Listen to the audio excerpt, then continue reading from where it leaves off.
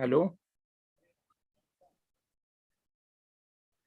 يا با سوسي يا با سوسي شوف انا غادي ندير البارطاج اون ليني سور يوتيوب ونصيفط لك في الواتساب لو ليان.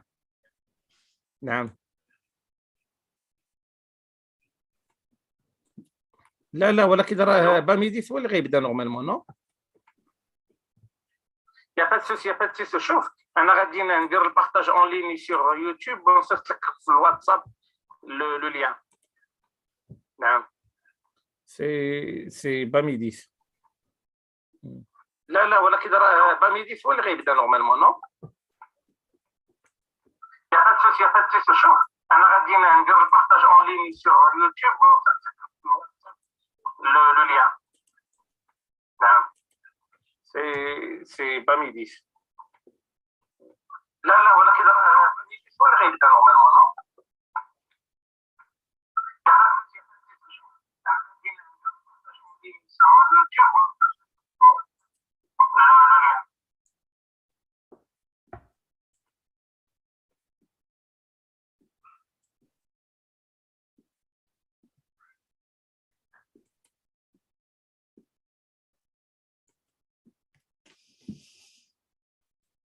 الو نعم. Yes. No. نعم. دابا الله يخليك غادي تدخلي لزوم غتعطي تيليفون للسيد ولا عطيه لورديناتور غادي كليكي على داك لو ليان داكسي.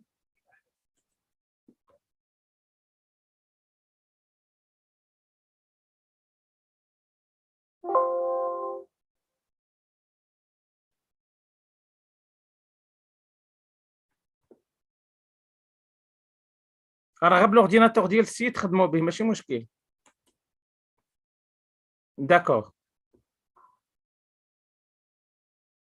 Good afternoon from Mountain View, California, in Silicon Valley in the United States. It's a pleasure to be here and to be invited to be a part of your seminar discussing innovation and change.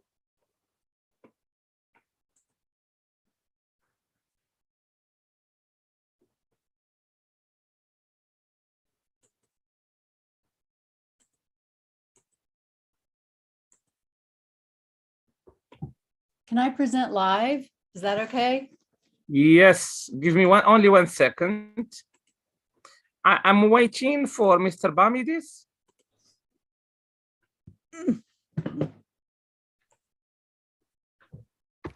Hi, Zohra, how are you?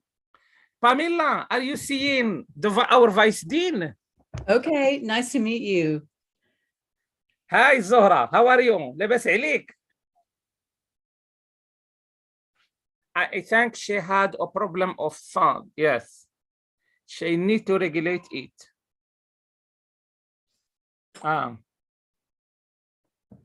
Always technical problem, my God.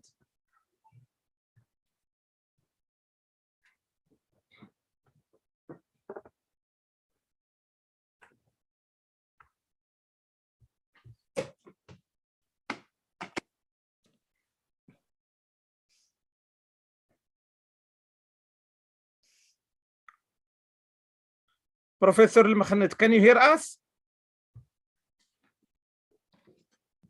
Professor Al-Makhanet, can you hear us? Oh my God.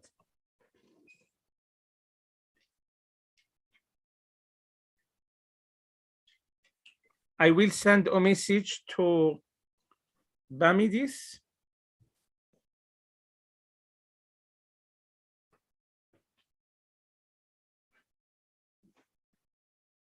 Bamidis.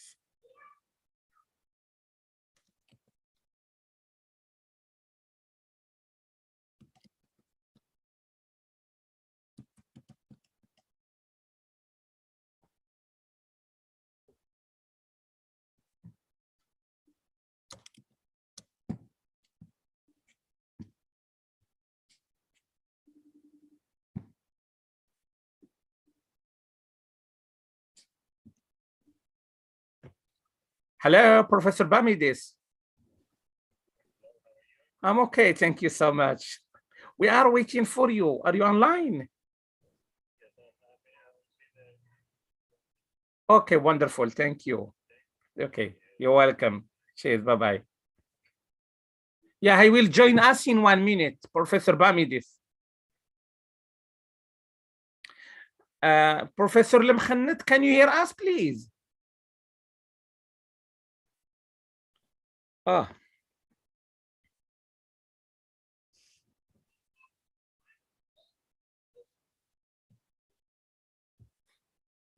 And can she hear me? Yes, we hear you, we see you, but the problem is with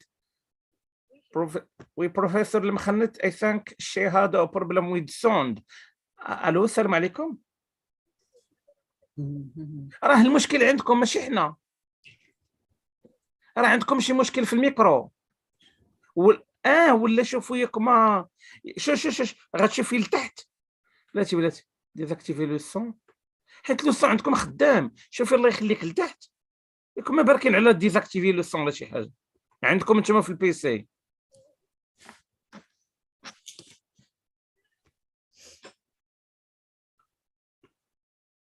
دونك راه بالعكس راه السيده كتسمعني مزيان، راه المشكل عندكم. وي دونك ايسي دو ريغلي لو بيسي.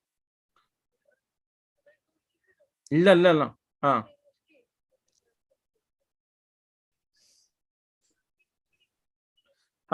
Bamidis.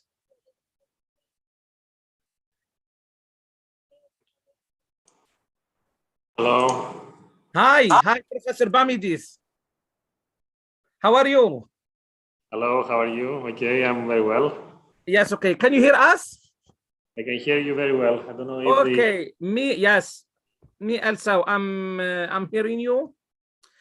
Let me just get some more lighting. Okay. Some way. Try to.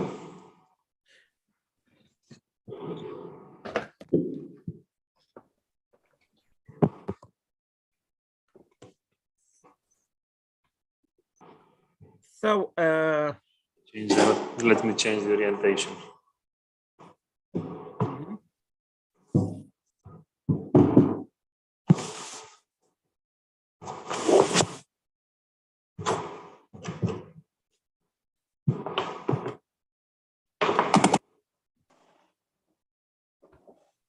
Should be better. that's excellent.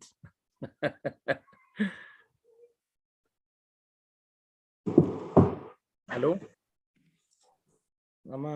Vous avez un problème, hein? في هذاك البيسي. نو عادي سوف شوف ما تقلقش لانه اصلا انا مدوزه في اليوتيوب دونك لا سهل.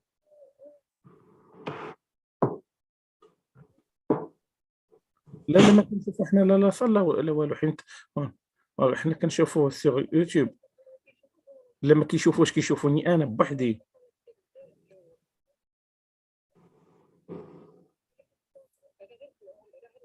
وين so yes, okay, can you enlarge your screen? Do you see it okay now? It's okay now. Do you have videos to be shared with sound? They will be in the slide. Only slide, no video. No, they will be in the slides. So they will. Okay, so and you can check if it works. Sure.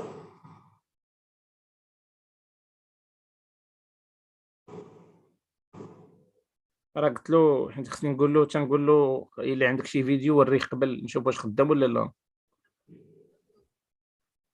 باش تعرفي تحريفيت. ناري هادشي واعر عندهم. See these videos now, they are running smoothly. So is excellent. Yes. If this one is running smoothly. لا كيشوفوا نورمالمون تيكون الفوق ما عرفت فين تا هو. غيشوفوا واه ضروري حتى البيسي قدامه صافي سي. Okay, so is excellent.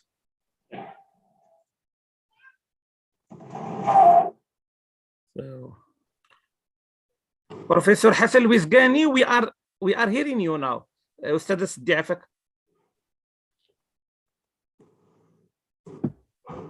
So I'm ready when you are. Yes, is excellent now. I will ask the moderator to join us. Professor Wisgani.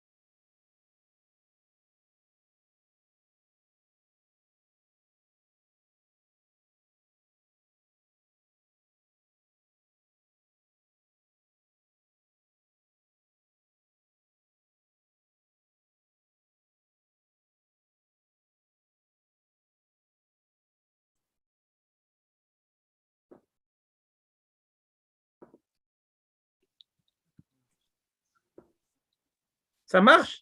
Oui, ça marche. Vous Ah, m'entendez? تبارك الله عليك. دابا très bien. Ok. Eh ben, écoutez. So, if that will be possible, please, the moderator of the session, as Modérateur. we need to start.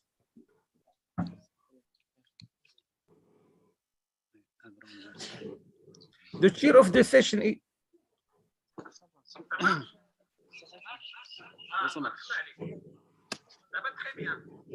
Good afternoon. Ah, hi. Okay. You're welcome.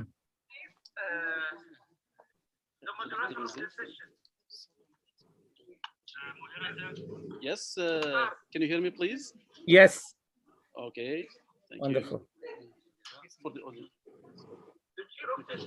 Just a moment, please, just to make sure that the audience can hear me, to fix some technical problems that we are having. Okay. By the way, we are sorry for this delay, and we are sorry No for problem.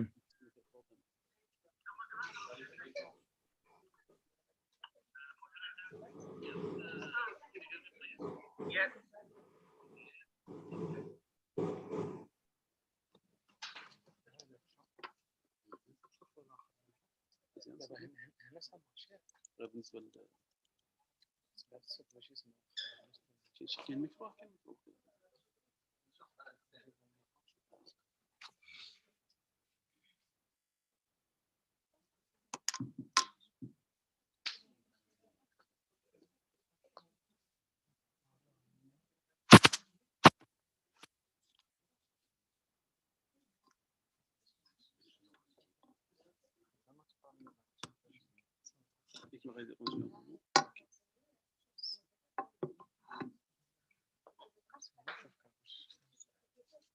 Hello? Yes, sir, we hear you. You All can right. start.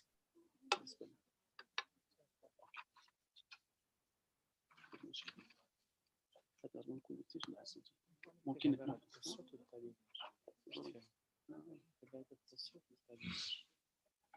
ممكن يكون شيء تكون في معدة الشغل ودابا ما نمشي الصوت دابا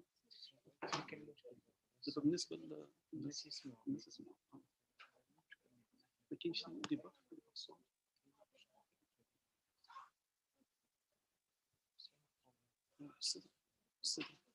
ما كاينش ديباك في الصوت ديباك صغار نديرهم غير مع الفيس باش الناس تشوفوا دابا ما تسولش شوفوا دابا Hi, can you hear me now? Yes. Is there the possibility to share from your computer to the big screen? Sorry?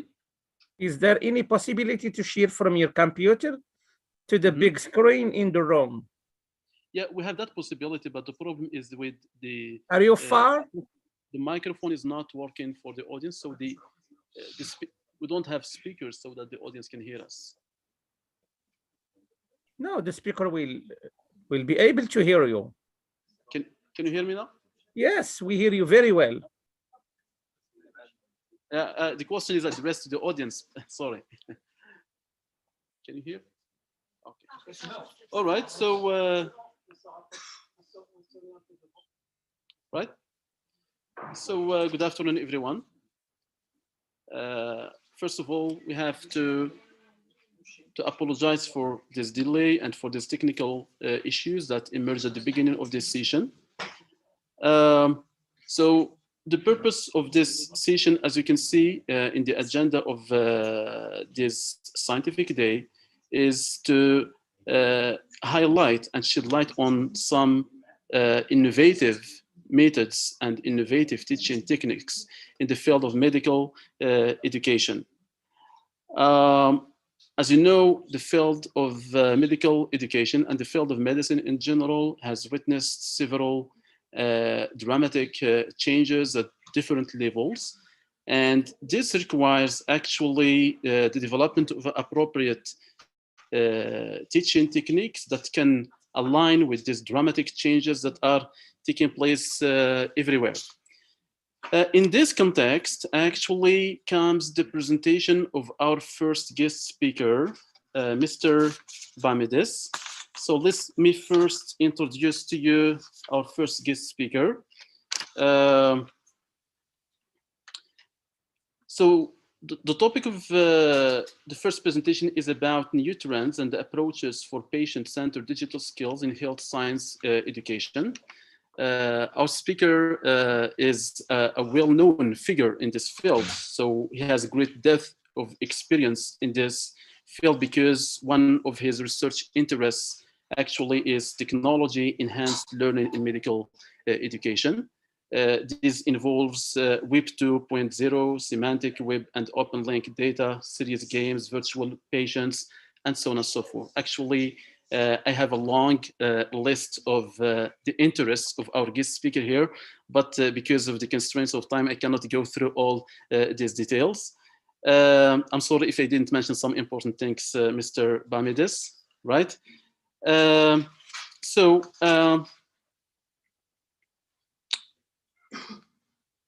Right. Yeah, so let's go back to the title of the presentation, which is New Trends and Approaches for Patient-Centered Digital Skills in Health Science Education. It seems that it's a very interesting issue, a very interesting topic, because it's about new trends and new approaches that are addressed to patient-centered digital skills. So let's please welcome Mr. Panagiotis Bamidis, the Professor of Medical Physics, Medical Informatics, and Medical Education in the Medical School of the Aristotle University of Thessaloniki from Greece. So Mr. Bamidis, the floor is yours. Sorry for this brief introduction of your CV, because as I have said, of the constraint of time we have, and also because of the technical problems that we are facing now. So the floor is yours, Mr. Bamidis. Thank you, Mr. Chairman. Thank you for your kind words and the introduction. I hope you can hear me well.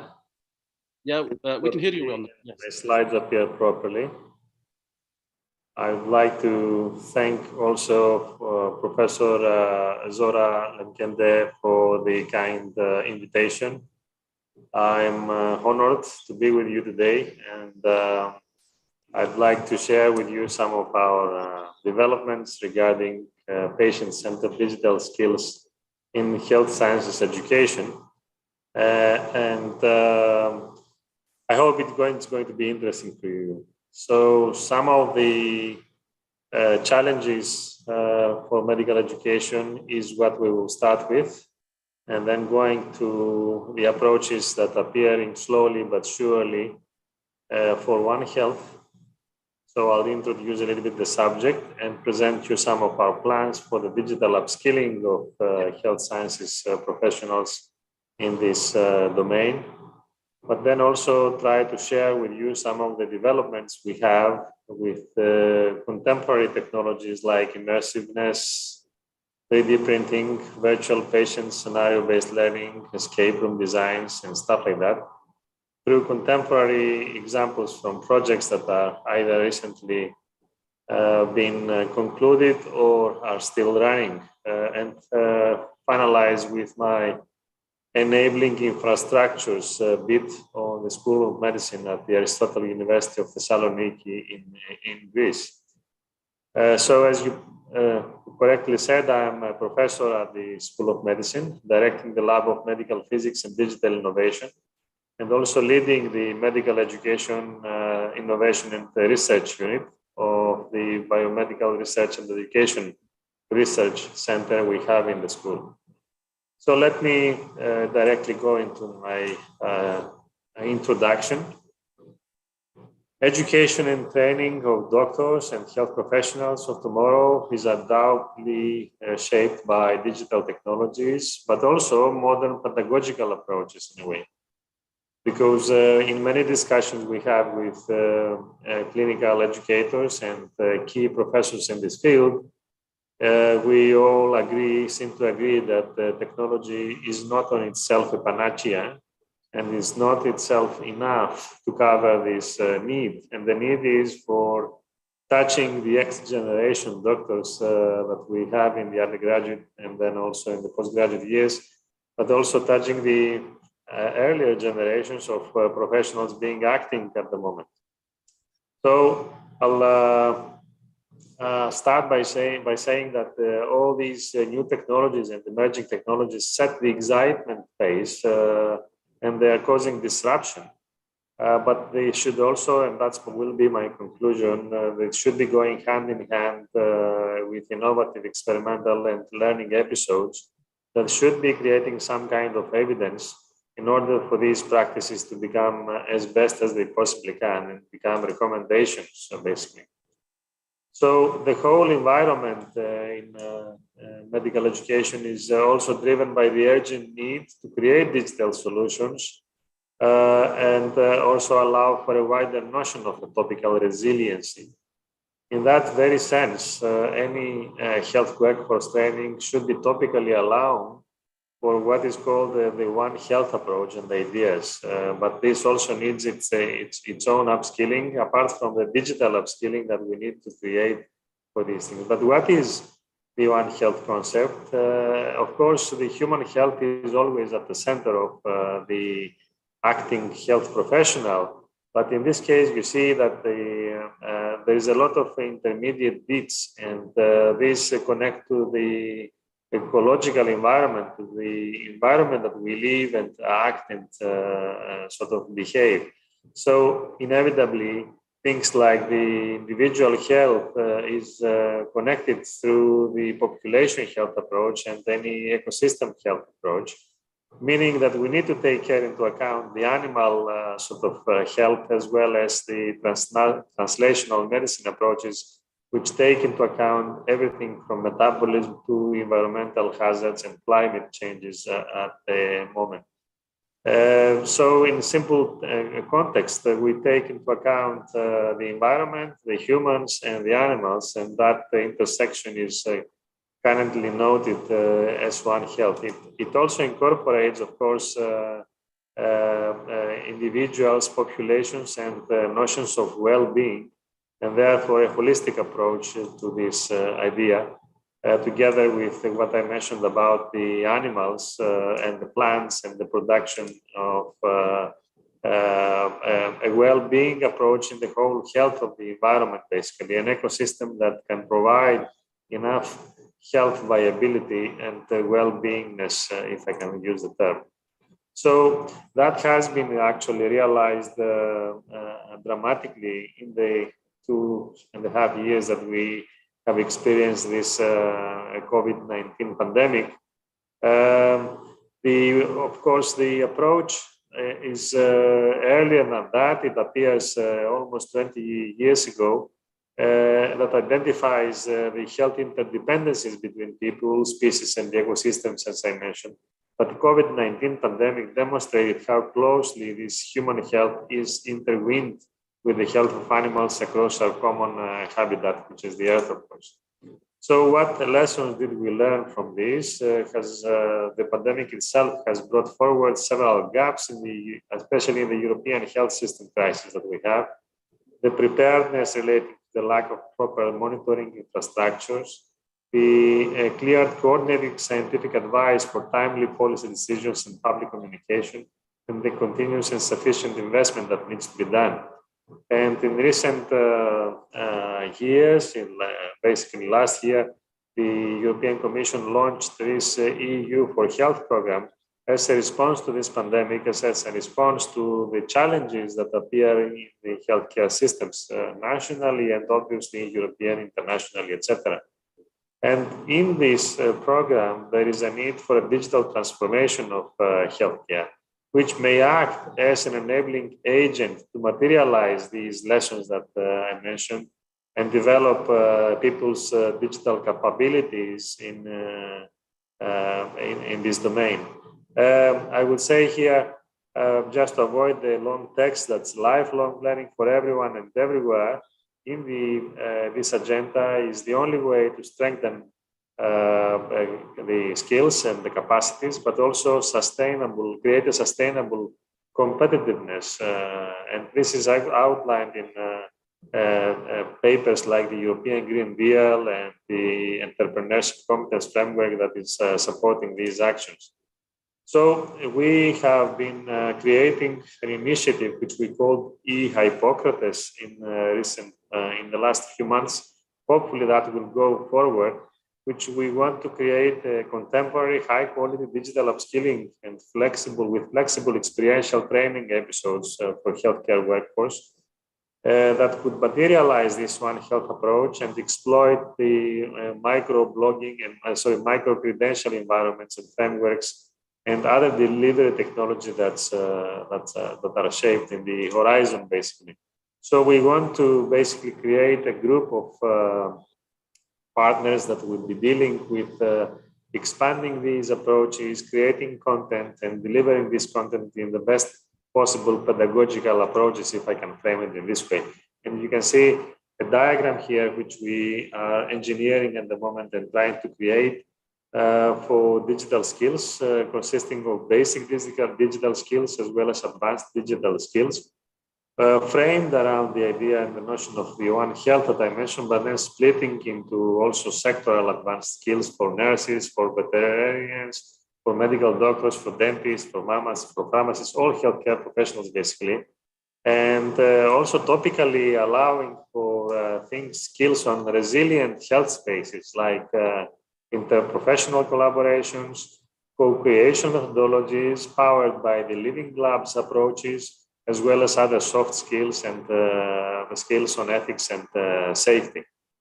So to go a little bit forward, this is the sort of organization and the planning that we have at the moment, and hopefully in the next few months, this is going to be funded and it's going to become a real, basically. We have over the years practiced a number of technologies and approaches that allowed us to develop a unique capacity in medical education and medical education technologies in specific. We started almost 15 years ago with problem-based learning and platforms empowering medical scenarios, virtual patient scenarios to allow for case-based or scenario-based learning. And throughout the years, we have practiced a number of technologies and different experimental sessions that could either provide the training of virtual patients with regards to problem or error-based training, or other experiments that would allow us to measure with devices the feelings as well as the sort of different approaches that we test and how much workload these actually provide and demand.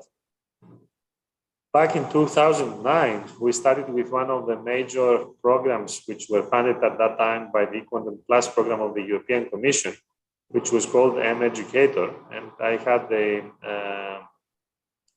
task of coordinating and scientifically shaping this project. It was developing at that time solutions, technological solutions, which will utilize social media or Web 2.0 technologies, and comparing them with the first appeared at those years semantic web approaches or Web 3.0 approaches. And we developed different platforms, tested that on different scenarios, different approaches for health education. Virtual patients was one of them. We'll look at them in a couple of minutes, but also serious games that I think Pamela is going to cover, and try to draw best practices out of that. And that has been a pioneering project. We kept us alive for almost 15 years now, updating our technological infrastructures. At the moment, we are trying to run a project which is trying to focus some of these technologies like the virtual patients in order to foster the doctors of the 21st century around patient-centered communication skills.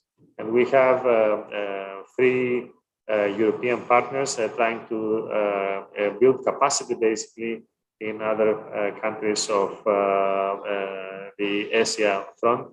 In this, the background is that the simulated patients who are actors or real patients and that can be utilized as standardized patients are utilized, but also virtual patients and technology-supported education tools can actually enable a little bit more of knowledge exchange and technical skills capacity in this domain. So the aim basically here is to enrich medical education curricula by building communication competencies and social responsibility through some innovative educational resources and methods. You can see some of the examples here which are trying to mimic what we have with regards to scenario and make them appear in virtual patient modes. You see another example here, how we are transforming the standardized patients into blending them with different educational attributes, and then trying to put them in the form of a virtual patient so they can be navigatable scenario in a way. So this is an example of a virtual patient, which by definition, for those that don't know, provides an interactive, IT-based, obviously in these days, simulation of clinical scenarios that could be utilized for training, education, but also assessment of students or for learners in general in their life long or continuous education episodes. Now, on top of these, we are having new technologies which are certainly appearing, like the disruption that they are causing, the magic that they are causing. In one of my recent articles in the Surgical Life, a journal for surgeons that we launched last year as a special issue, I talk about medicine and magic in a way that all these, of course, things create some kind of disruption, but also a magic thing. So in a project called Entice, we are trying to evaluate these intangible resources, which obviously appear in front of you in a digital way, and I'll just show an example in 1 minute, but also try to utilize 3D printing technologies, which provide tangible assets to us. And we are trying to mix the two. So we have tangible resources, which are 3D printing materials, as well as immersive resources, and try to fit these two together to provide an enriched digital environment to train doctors, etc. So let me give you an example of this that we have constructed quite a few years ago, together with my visiting professorship at the University of Leeds and my colleague James Pickering there, who is a professor of anatomy. This is a course on anatomical and neuroanatomy teaching, which the basic problem that we try to resolve here is the incapacity to teach properly to medical students the connections from the brain pathways to the cerebrospinal cord, because you cannot see that in the cadavers, basically. So the students have a problem materializing this in their mind without, memorizing it only, but having an experiential kind of session. So we changed these classical material and resources from classical videos into an immersive environment, which you see here. Somebody has to wear HoloLens from Microsoft in this case, and they can interact with the environment by clicking, like the mouse clicking that you can see here, familiarizing themselves, of course, with the digital technologies, but then trying to run this example and get to know all the connections in different sections of this thing. In another sort of project that we just completed very successfully a couple of months ago, which was called COVIA, we tried to utilize ideas of co-creating these virtual reality reusable electronic resources for enriching our curricula. And in this case, we tried to utilize similar but also simpler technologies that we could practice, for example, how to do an ECG electrocardiogram, or how to conduct basic X-ray reading skills, so how to basically conduct simple clinical skills. So in this project, we collaborated with the University of Nottingham and another sort of research institution in Cyprus for science. So from my university, the Aristotle University of Thessaloniki, we tried to also have summer schools and teaching medical students how to utilize these resources, etc.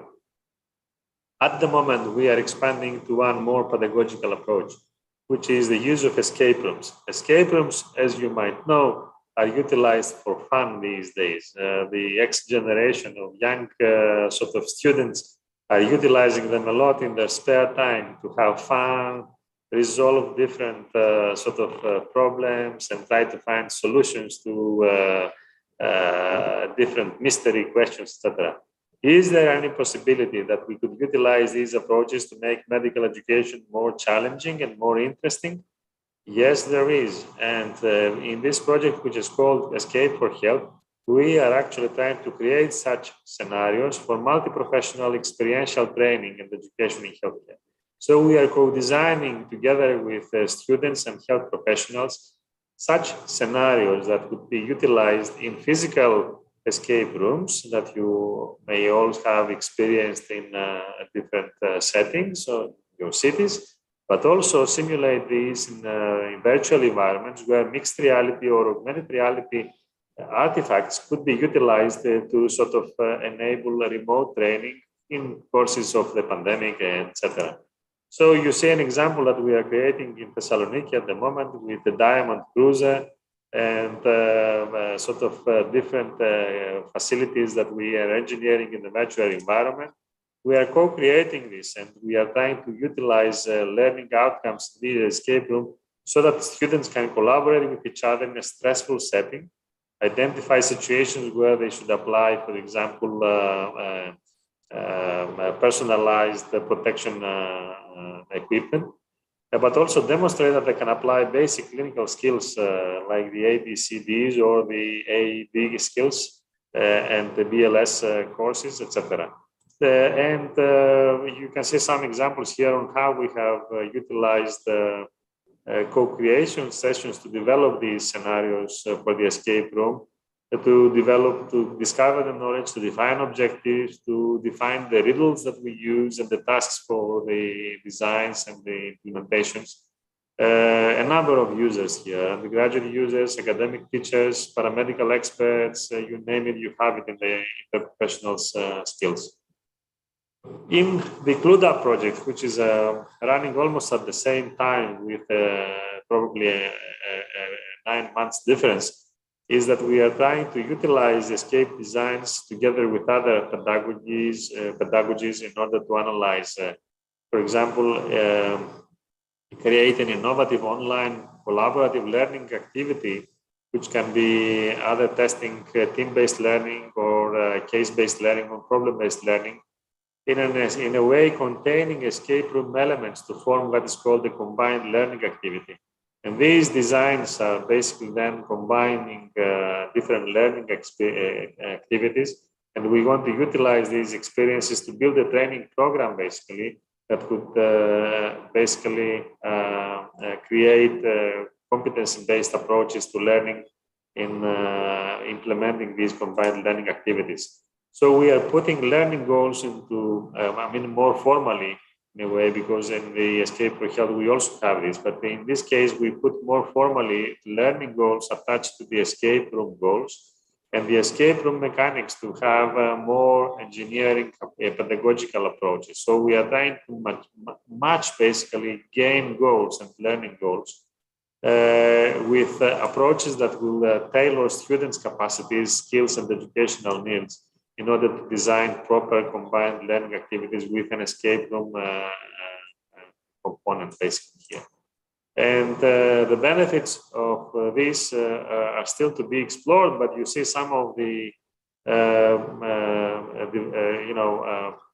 beliefs of people that, as we are outlining them here in one of the research elements that we have, the interactive nature of the escape rooms is one of the certain benefits. The problem-solving skill development that you see here are some of the key capacities that we are trying to base this whole thing.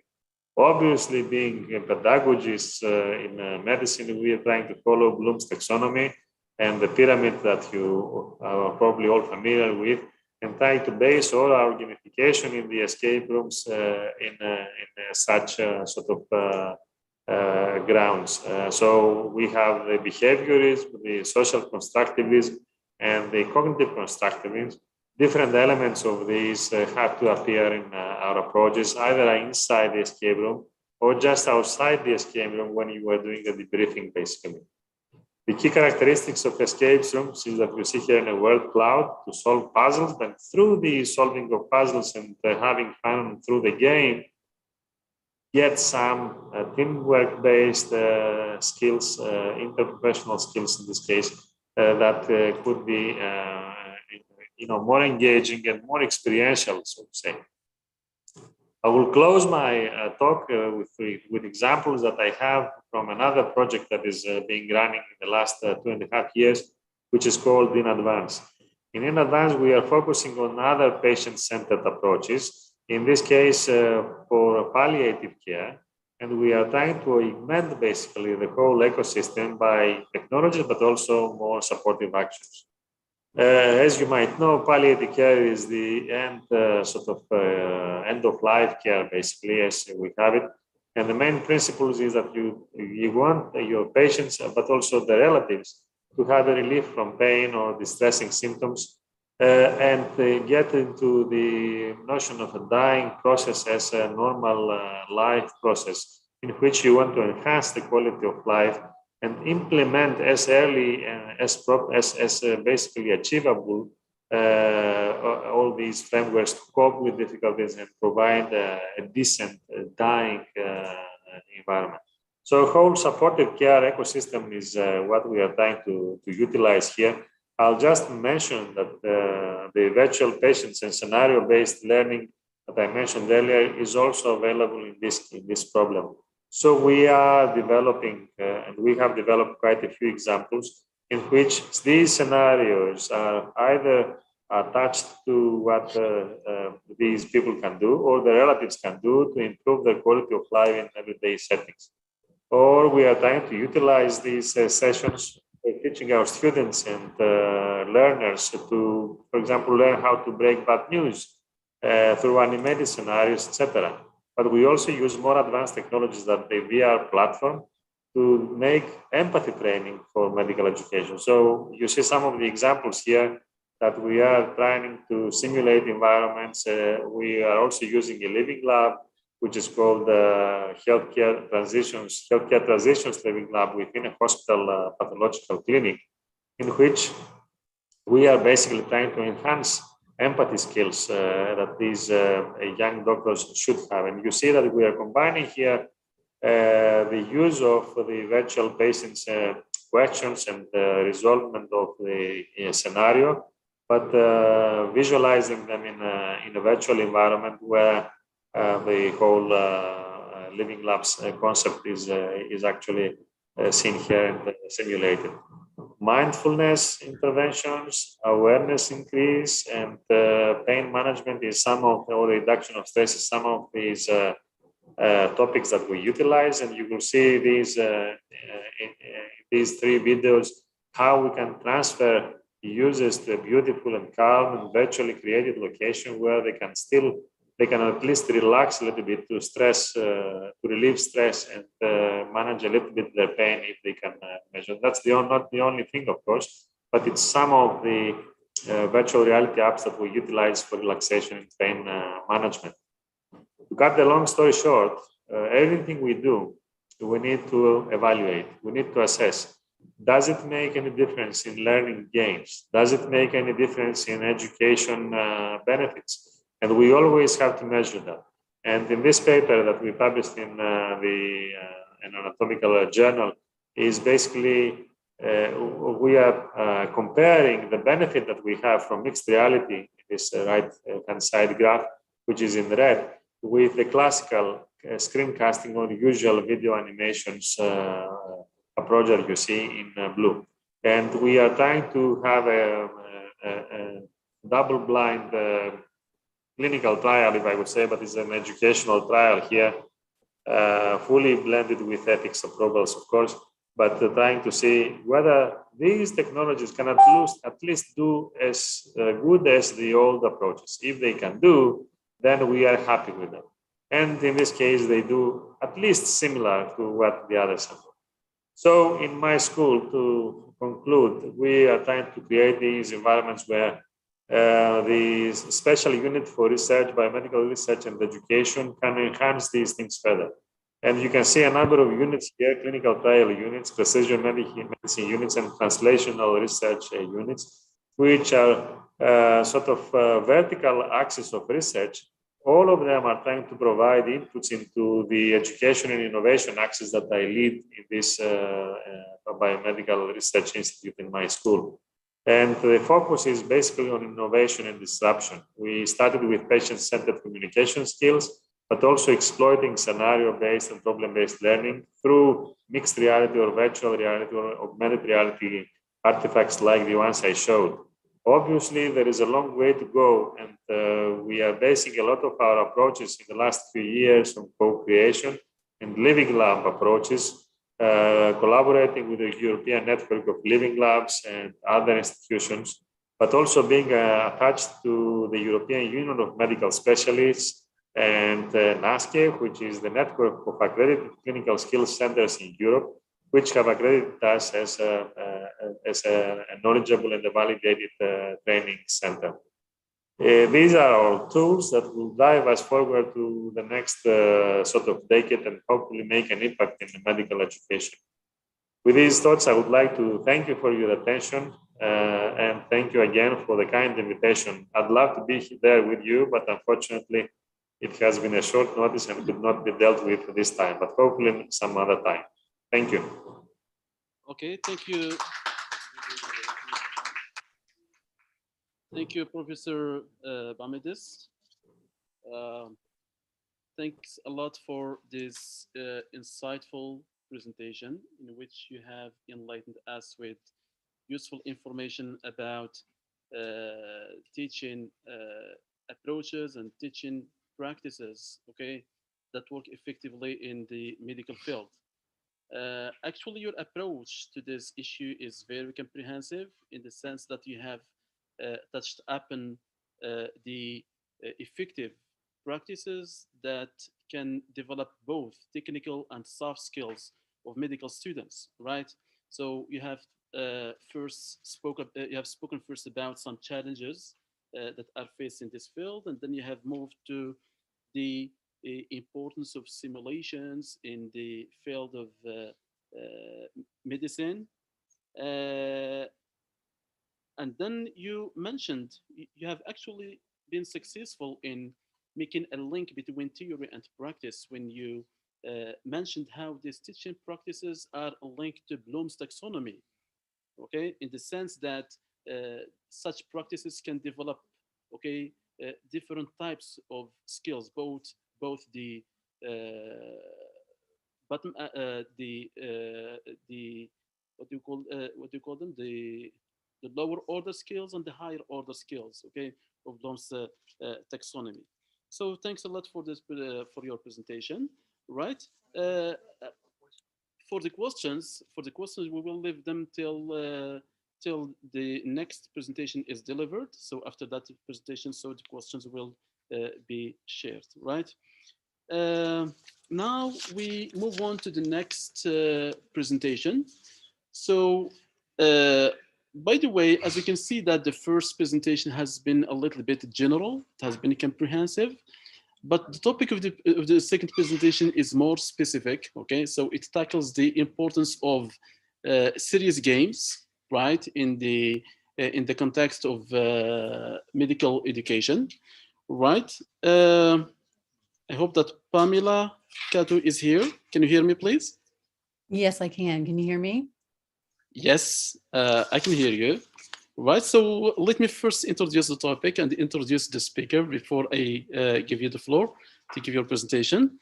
So as I said, that the topic of our next speaker is about the definition of serious games and how they can transform medical education. It's actually a very interesting topic that has received massive attention today among educational practitioners. And we are lucky today that we have an expert in the field, okay, who is Pamela Kato from USA. So you are welcome to this scientific event, dear professor. Can you hear me? Thank you very much, Professor Uznami. Yeah. Right, it's our pleasure actually to receive you in this scientific event. By the way, Pamela Cato is an internationally recognized expert on serious games, right? She received her master's in counseling and consulting psychology from Harvard University, her PhD in psychology from Stanford University, and completed her postdoctoral fellowship at the Stanford University School of Medicine. She was the founding president and CEO at Hope Lab, where she led the efforts to develop and conduct research on Remission, a widely acclaimed serious game evaluated in a multi-center randomized trial published in Pediatrics. She recently worked on Phosphorus Mission. It's a mobile serious game application for patients with chronic kidney disease that has been accredited by EDTNA. It's a European Dialysis and Transplantation Nurse Association. So actually, Ms. Cato, we are curious actually to know about what serious games mean and how they can transform medical education. Because actually, when we talk about a game, it's usually associated with fun, right? But now it's something which is serious, right?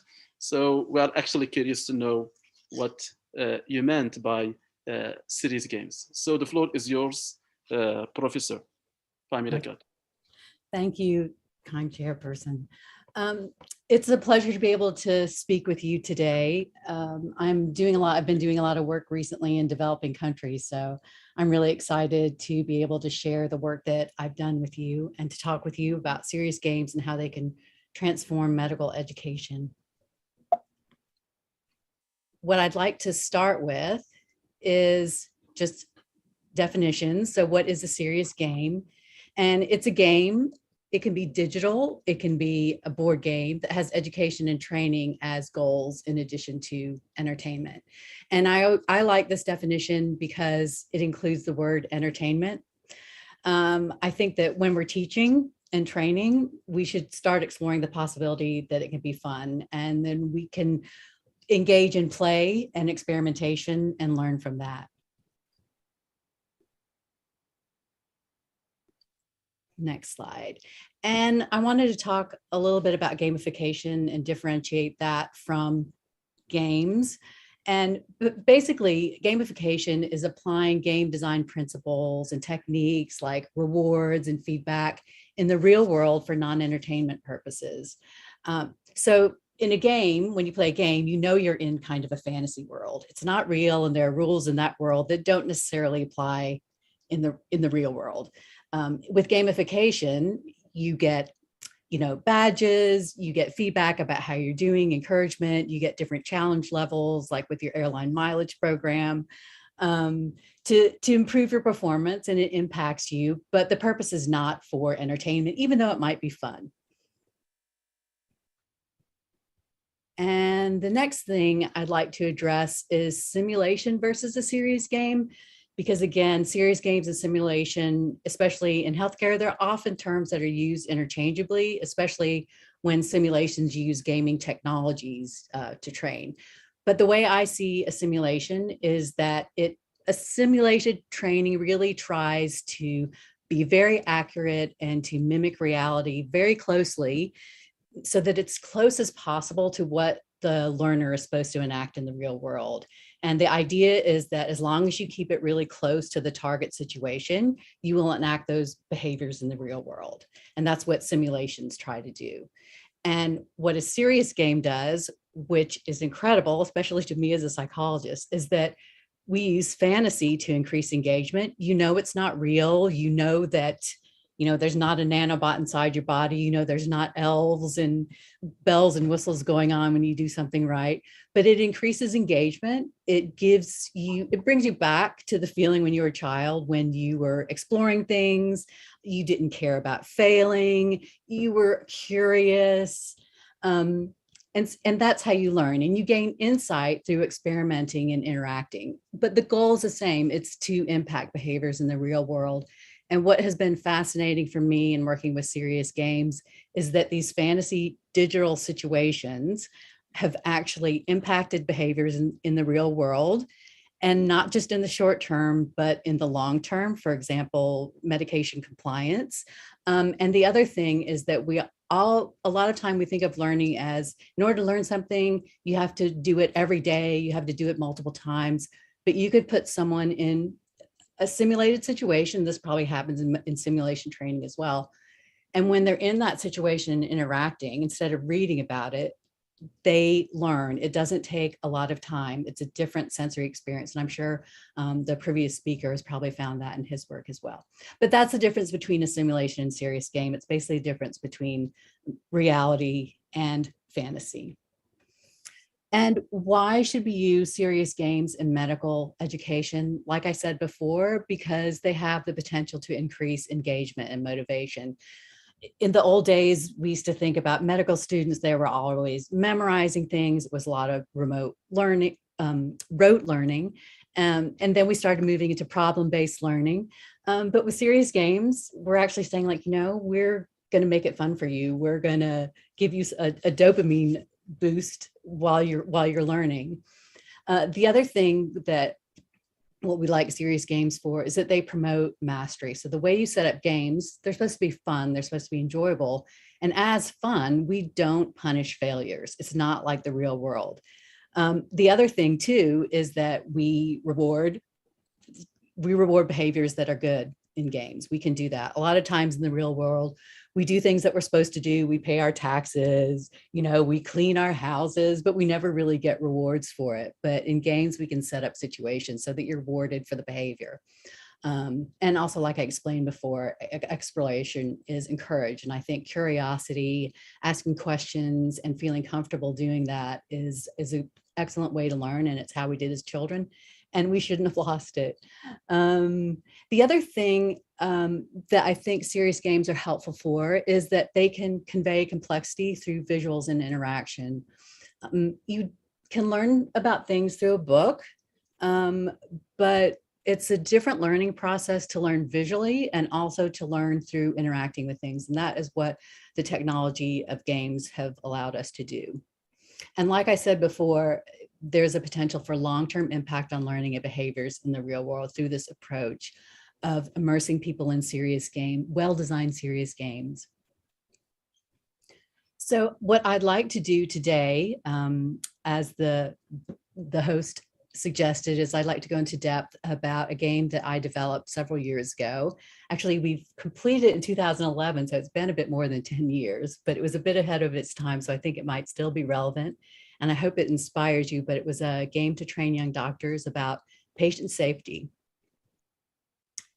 And the motivation to make the game was based on a lot of work being done in patient safety and quality of care, inspired by a 1999 Institute of Medicine report that found that there were a surprisingly large number of medical errors that were happening in hospitals. And if you extrapolated those deaths out, they aren't being classified as deaths due to medical errors, but they ended up being the equivalent of the third leading cause of death in the United States. Since then, more research has been done and it's been replicated in other countries at different levels.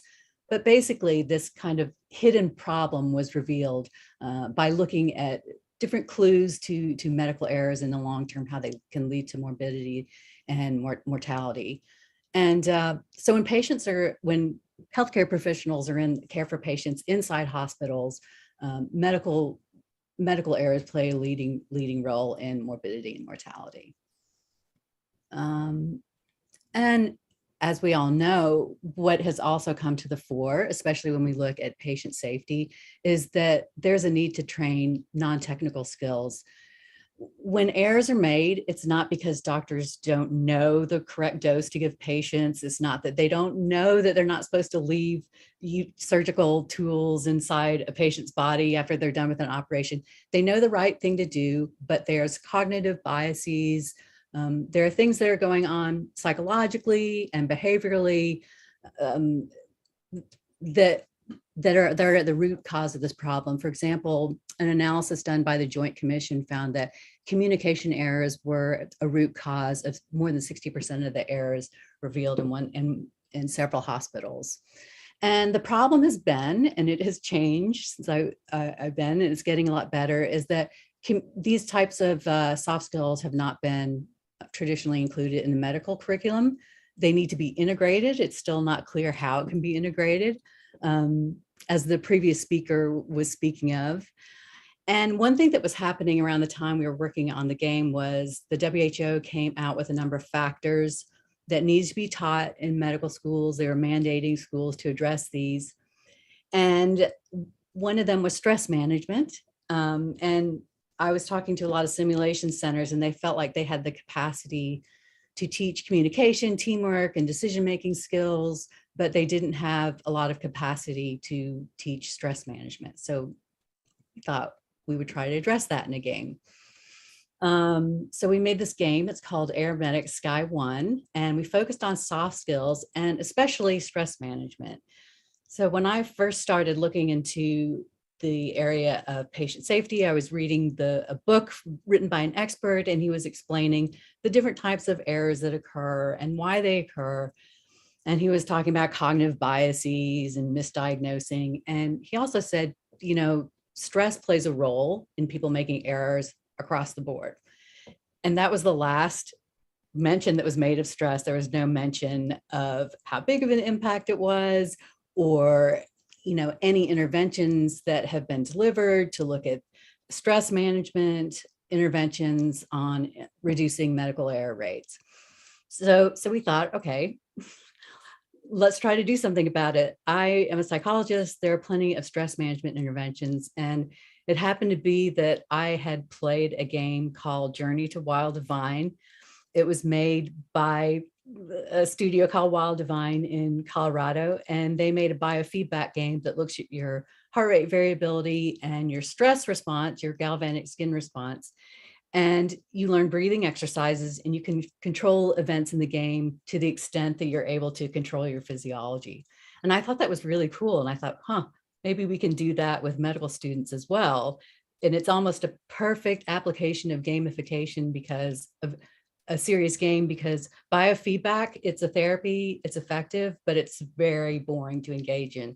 So connecting to it, a game to it, is very innovative and interesting. And I was hired by the University Medical Center in Utrecht in the Netherlands, by their patient safety center, and there was an innovation project. And we made this game in partnership with Wild Divine. And I'd like to show you more about it. Oh, and I'm sorry, I should add that the game targets junior doctors. So these are doctors that are transitioning from being medical students to taking care of patients for the first time as clinicians. And research had shown in the UK that when these new doctors come on and start managing patients, they make a lot of errors. And there's a small but significant and consistent increase in patient deaths when these new junior doctors start working. So we thought, okay, let's try to help these people, these junior doctors out. And this is the concept for the game to give you a general idea. It's kind of a long video, but just sit with me for a while.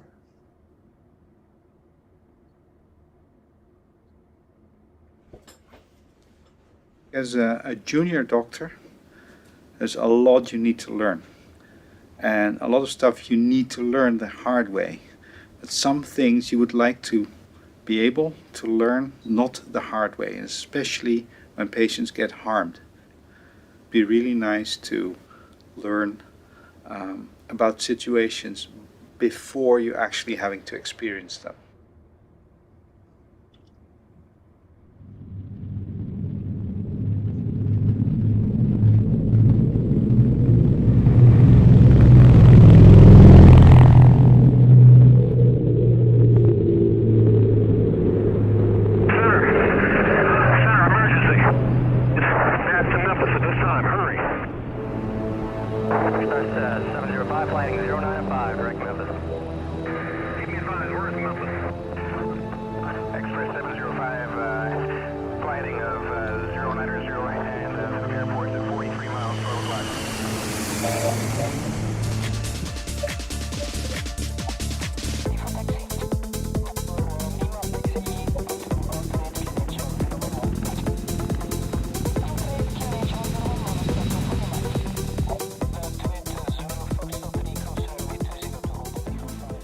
Air Sky One.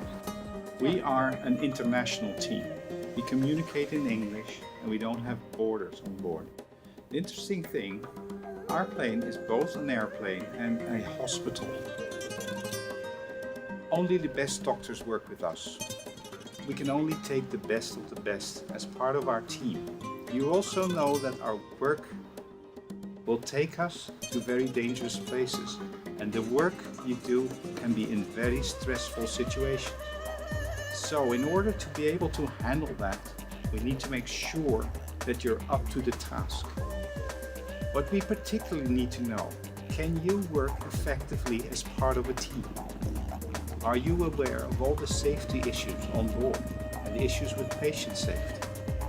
And most importantly, can you remain calm and in control of your emotions in stressful and complex situations?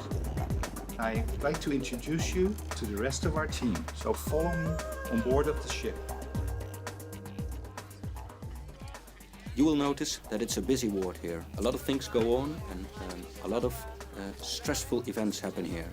We have to deal with the most sick patients, so everything will happen at once and help is necessary immediately. And you will notice that it's a stressful work here. I think therefore it's important that you know how to handle and how to regulate your stress. When you are overstressed, your functioning will go down and you will make mistakes. So I think it's important for you to regulate your level of stress, that it will not hamper your functioning.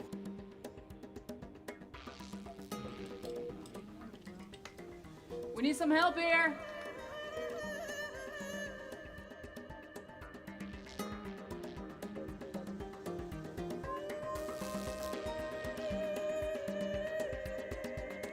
It's important that you make your own decisions, which treatment you want to give the patient and how you want to do that.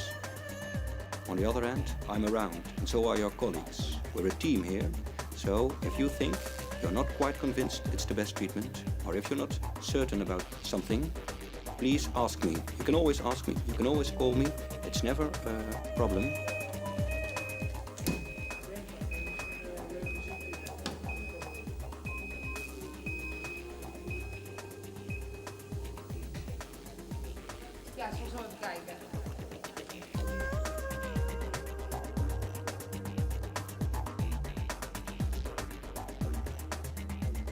Hello, welcome on board on the Air Sky One. This is the training area. This is the inside. Quite something, isn't it? As we all know, people in stressful situations can make mistakes, and we all do. So it is really important, on one hand, to stay sharp and stay very alert of what's going on. And on the other hand, to know how to regulate your own stress inside. And therefore we give you biofeedback by these sensors. Allow me to help you and guide you through this game and to give you the feedback that you need. So let's play.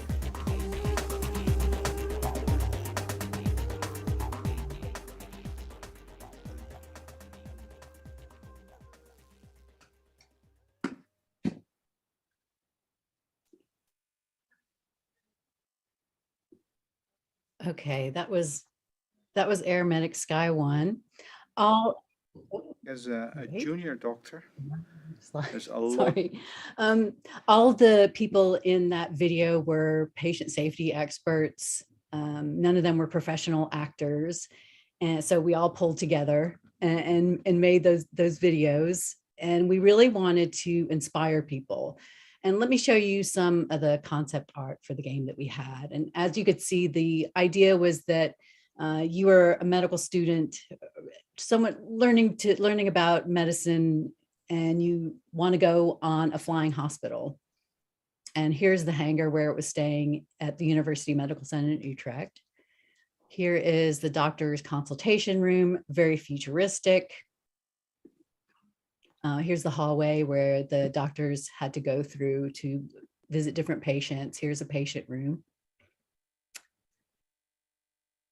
And the game structure. And these were kind of the levels that we had. And the concept was you start out as a trainee and you want to show that you're capable of getting on the ship. So we start you out. We know that it's going to be a stressful situation. So we teach you breathing exercises. You work your way up from being an intern all the way up to being a chief medical officer at the end of the game. And we had 3 main areas where you could gain points. You could gain practical knowledge in mini games, more specific knowledge by listening to patient safety experts, videos, and also through self-regulation, which was the biofeedback.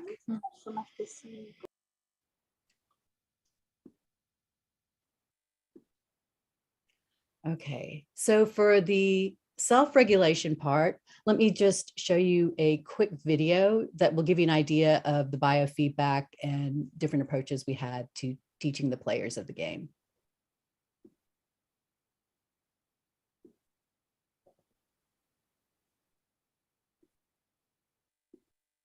You're actually having to experience them.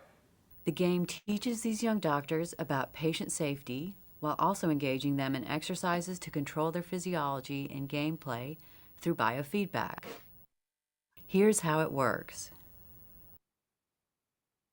The sensors on the doctor's fingers allow the computer to track his heart rate and skin conductance, or sweat response. As the doctor practices breathing exercises and clears his mind, his heart rate and skin conductance reach certain levels, and he's able to control events in the game. With practice, he learns to control his physiology in the game. He also practices and gains insight into certain patient safety tools, such as readback callback. Doctor, please get me 25 milligrams of heparin.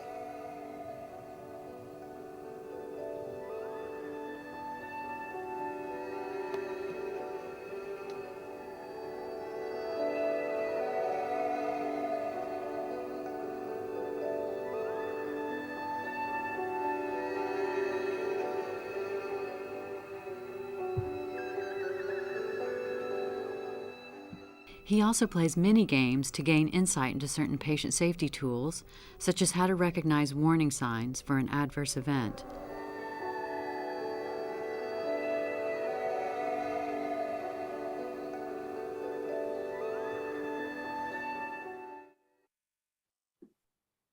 Okay, that was when I was at the University Medical Center at Utrecht. I'll give you more updated contact information at the end.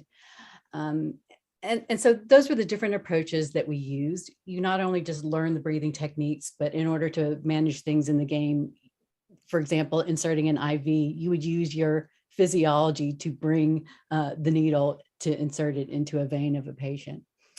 And you also saw that we had videos that people could watch as they're waiting on the plane to see patients or waiting for training.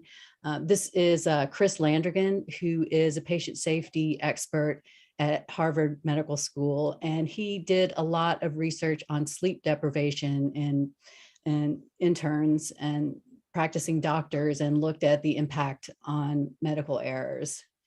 And he shares some of his knowledge here. So he gives tips on how to prevent sleep deprivation and what to do when you have to work when you're sleep deprived.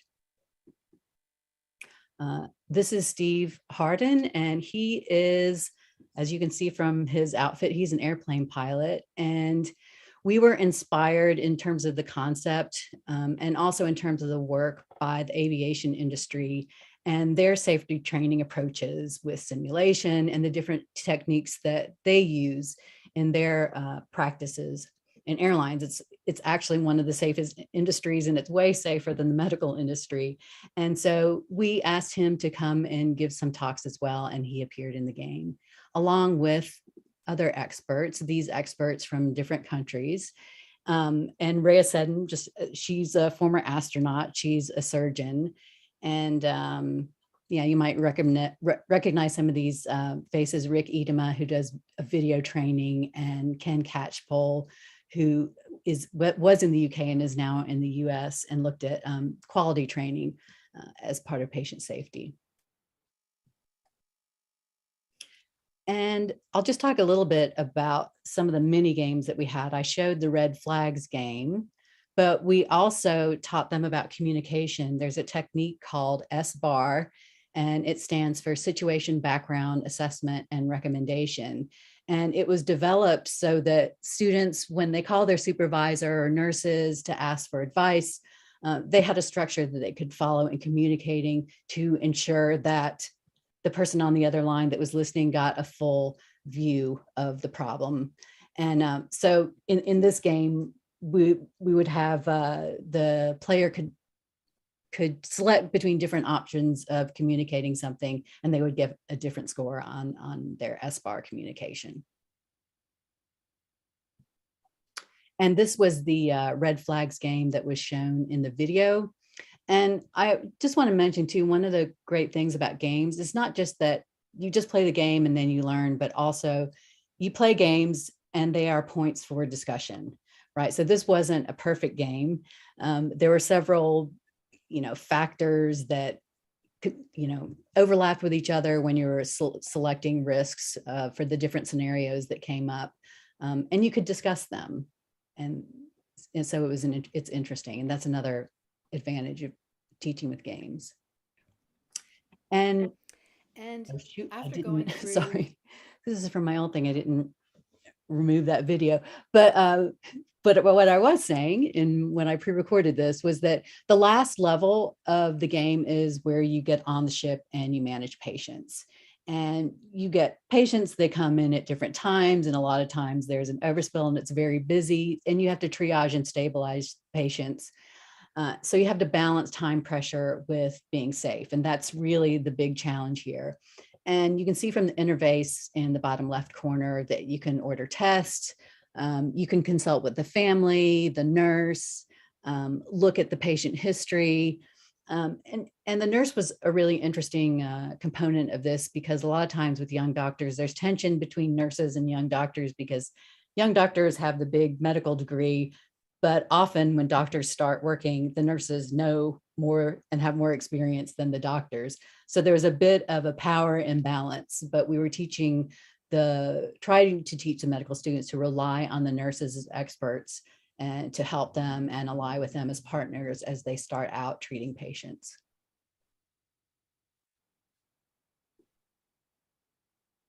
Okay, so the research results, again, just like Professor Balmidis, I'm also very interested in doing evaluations of the games that I work on.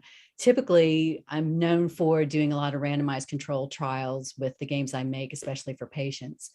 With this one, there were several studies that were done in the UK and also in the Netherlands, and they showed evidence that the game improved knowledge, and also clearly the game improved motivation and engagement.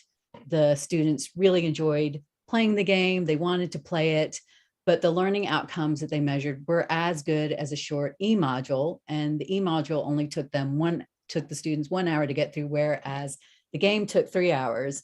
I don't know if I have to look again if they assess stress, but I would bet that the game helped the students gain confidence they could manage their stress better after playing it than the e-module.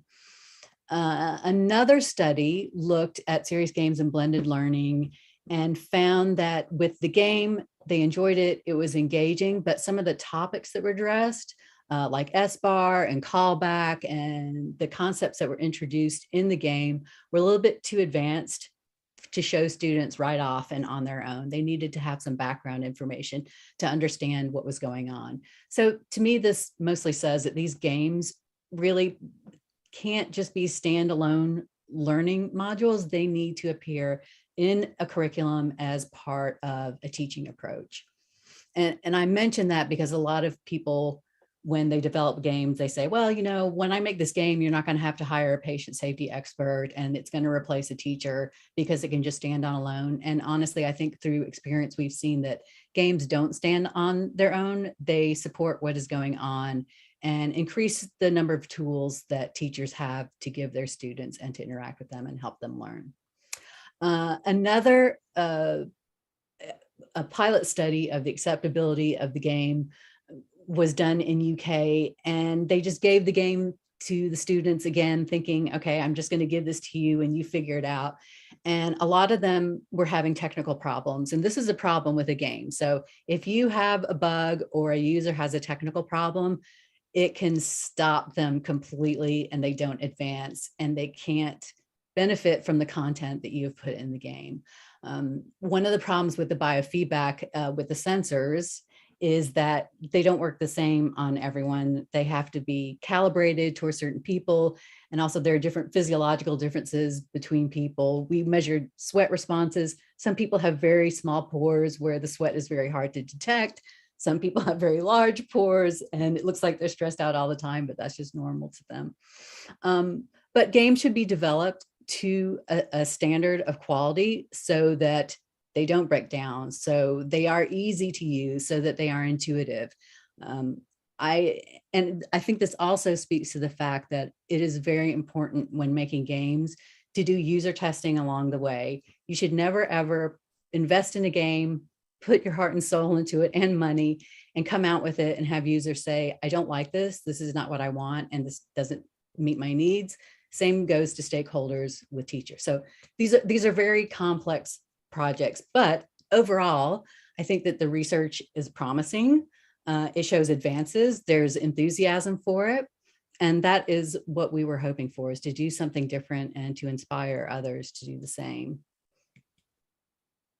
And so my reflections on the field after doing this is that more research on games for medical training is needed. One of the main goals that we had for the game was that it helped students manage stress. And I haven't seen a study, and I would love to do a study on how well it helped them manage stress. It's another example of, I actually did a project when I was at Stanford where I taught professional stress management who were working in pediatric oncology, and they would come back and report that after they did a meditation intervention just one night, they slept better than they had in years the night after. So it can have some pretty immediate effects. But we need to learn, we need to see what we're doing. It used to be when we had medical education, our outcomes were knowledge, and we could give students a written test and we assess their knowledge. Now that we're looking at soft skills, we have to have more creative ways and look at behavioral scientists for valid ways of assessing changes in those outcomes. But more research on games for medical training is needed. There's some resistance to doing the research, especially on the part of developers who want to just say that their games work no matter what, and they have to be fun. But I think for the field to advance, we need to know what works and what doesn't work. And it's very important to document and share the impact that games have on outcomes. Another major reflection that I have on making serious games in medical education is that there needs to be a commitment to the success of the game beyond the completion of the game. So after you finish your gold master version, you put it online, you make it available, it's downloadable. There needs to be support if people have questions, and you need to have a distribution plan. And I believe that that goes from the start, that begins at the start. You need to talk with someone who has a business mind. And often in academics, we don't go into business because we're not in it for the money, we're in it for doing good, but we need to partnership across disciplines and work in cross-functional teams in order to be successful. And I would say this is a lot like the patient safety issue of, negative target fixation. When you focus too much on one target, the end target, you start making mistakes right before it. So if just completion of the game is a target, nothing's going to happen after that. So look to the long term for the success of your games. And I'd like to see that a lot more in academia.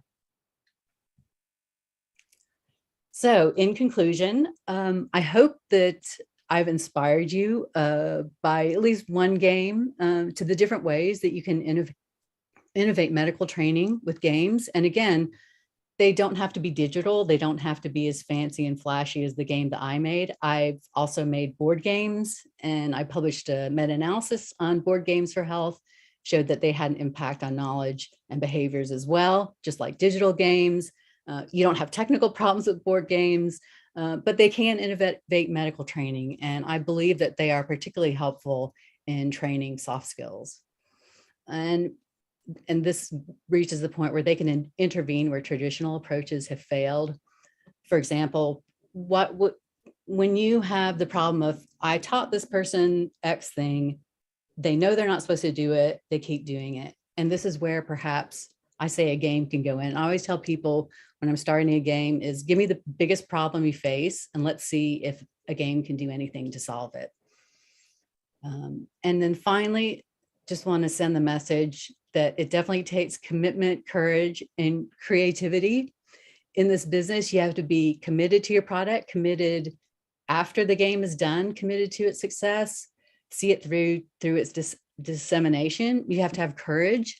Whenever you work on something innovative that hasn't been done before, you're taking risk. There's high probability of failure. And if you're a person who can't accept failure, who can't learn from failure, this is probably not the area that you should be in. But if you enjoy learning new things, trying new things, if you want to be a pioneer, if you want to be out there out front, know that you're the first, then you have what it takes. And also creativity. And creativity, I think, comes from being able to put lots of different things together and problem solve. And I believe that, and what I've seen is that most successful teams are really dedicated, smart people who work together and also respect each other. They know what their role is, they know what their expertise is, and they will defer to others and their expertise. And the other thing that kind of flips things around and that's flipping around in education is that it used to be you had the professor who knew everything and they deliver knowledge to the students and the students are supposed to absorb it. But if you start doing games, you're probably going to have students who know more about games than you do. And sometimes you have to defer to them. Sometimes you have to hold your ground, but you have to know how to balance those two things. And that's what it takes to be a success. So I'd like to thank you for your time. If you'd like to contact me, these are the different ways that you can reach out to me. And I have a list of my research publications as well that I'd be happy to share. But I welcome your questions. And again, I also just want to close to say it's going to be really interesting to see what you do at your medical school as you embrace innovation. And I look forward to hearing about what develops in the future. Thank you. Well,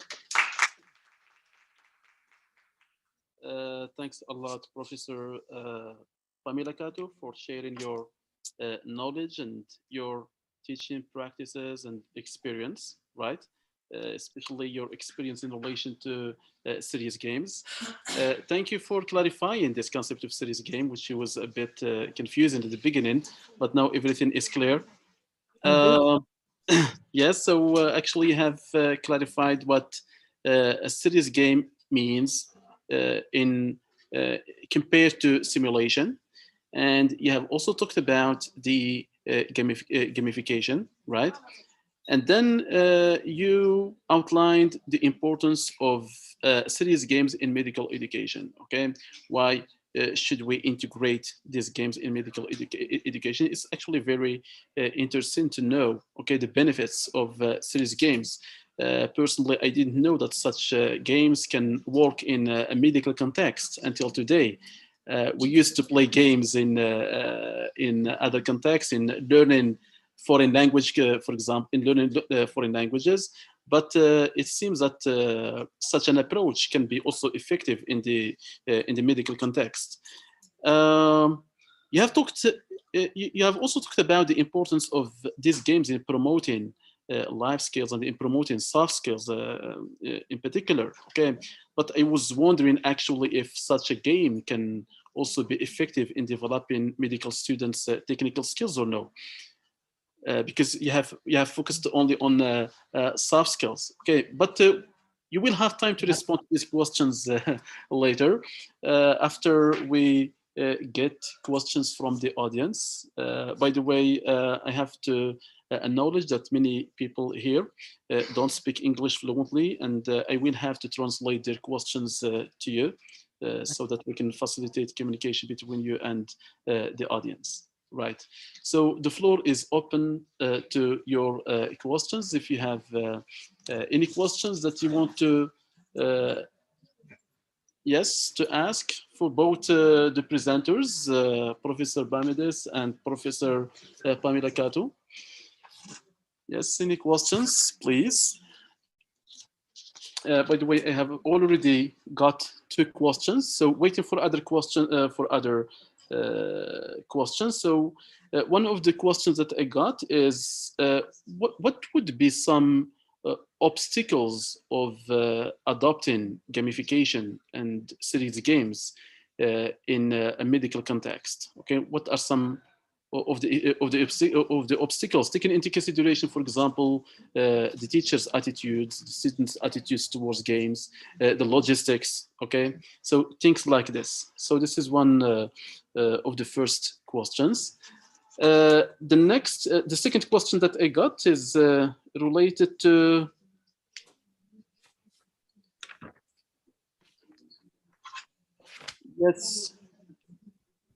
some wonder if a teacher, for example, can provide feedback once students are playing a game, because it's an educational tool, right? So in what way teachers can respond, okay, or in what way teachers can provide feedback the moment students are playing a game? Yeah, so the importance of feedback in gameplay, right? So these are the just questions that I have got so far. Yes. So who should go? All right. I'm waiting for other questions. Mr. Bamidis, are you still here? Are you listening to us? Yes, I'm here. Okay, right.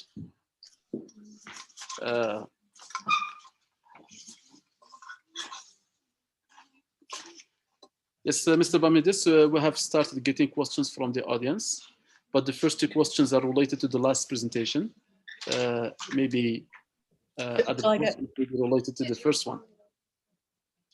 Shall I go ahead and answer the first 2 questions? I think Dr. Bamidis could also answer Okay, that. so yeah. Should I go ahead? If time you can go ahead. Yes, go ahead. Or if you, okay. And Dr. Professor Bamidis, feel free to chime in too, because I'm sure you have some thoughts about this as well. And definitely there are attitudes about games. For example, sometimes I will not say game and I will say it's an interactive digital technology, right? So I'm not saying game. So when you say the word game, it sounds frivolous.